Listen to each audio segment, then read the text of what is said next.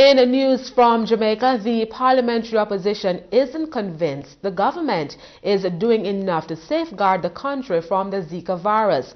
Opposition spokesman on health Horace Daly says he's especially concerned about pregnant women. Leslie Sherwood has the details. Let me state for the record that the opposition is totally dissatisfied with the manner in which the government is managing the Zika virus epidemic. It's a disease that's causing most Jamaicans to panic, the Zika virus. But the opposition doesn't believe the government has been doing enough to sensitize the public on the matter, especially the most vulnerable group, pregnant women.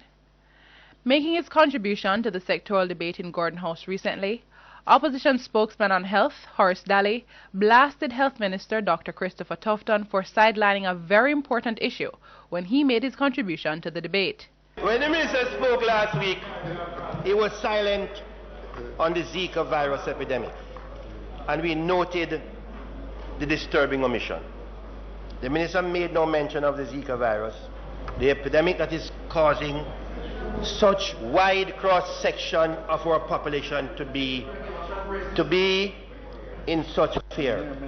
I found it very disheartening that the minister would not come before the parliament in his presentation, would come to the parliament in his sectoral presentation, but make no reference, no mention about this disease that is causing such tremendous stress on pregnant mothers for fear of the potential harm to their unborn.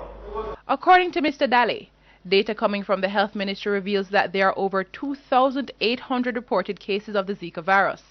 Of this, approximately 2,000 are suspected cases.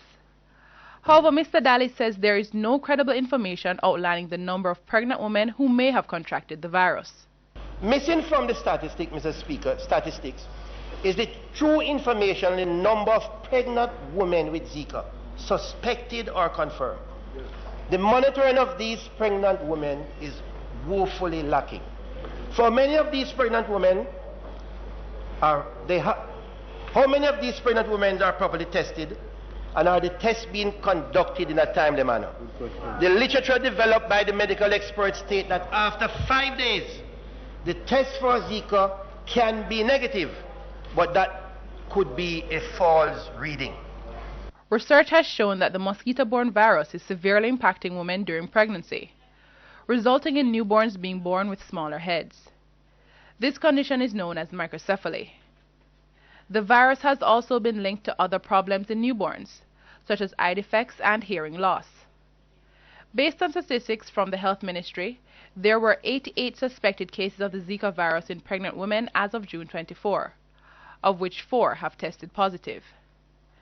Mr. Daly is calling on the government to implement a comprehensive program for pregnant mothers, which include mandatory testing for Zika as part of their antenatal management.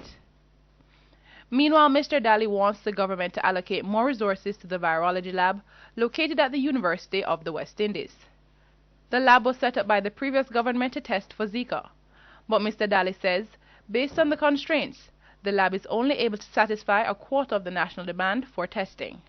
Government has not provided adequate support for the lab, and although it is operating at its maximum capacity, it is not adequate for the country in an epidemic, and more needs to be done. Due to its constraint, not calling, the lab has only been able to satisfy a quarter of the national demand for tests to be conducted. The results are not coming back from the lab, because in many cases the samples have not reached the lab. Many people have been given blood for testing. They will never get back any results. Over 700 samples were submitted and results returned for less than 10%.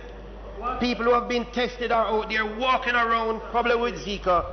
They don't know, and probably they will never know. I'm Leslie Sherwood for CEEN Caribbean News.